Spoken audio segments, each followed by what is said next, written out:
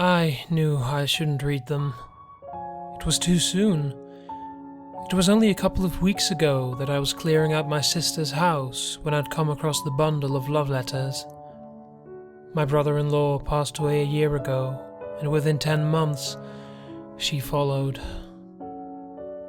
I was still grieving, and yet part of me wanted to know. Part of me needed this to understand my sister. We hadn't been particularly close in recent years. Life just got in the way.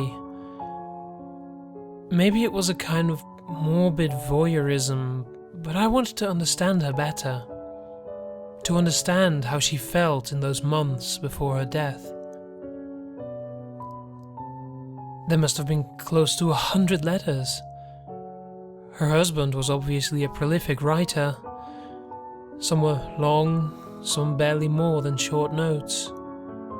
Always he loved her. How much he loved her. He spoke of a photo of her he kept in his wallet, a candid shot he'd taken of her in the garden, and how he looked at it every day during his lunch hour because he missed her. He talked about the store he first saw her in, and how that day had changed their lives forever. Through his eyes I saw her in a way I never had before. Funny, graceful, beautiful. Apparently she was forgetful too. He teased her about how often she would leave the house only to return 5 minutes later to check if she locked the door. I didn't know that about her. Growing up together, she'd had a memory like an elephant. I wondered how else age had changed her.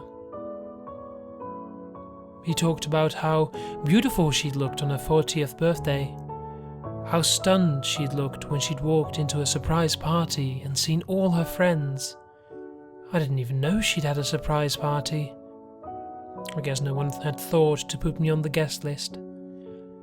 I wondered if whoever organized it even knew she had a sister. These letters must have been such a comfort to her. A reminder of a man who had clearly adored her. I wondered how much she reread them. They looked creased and folded, as though she had looked at them often. Some had smudges, I suspect caused by tears falling on the page.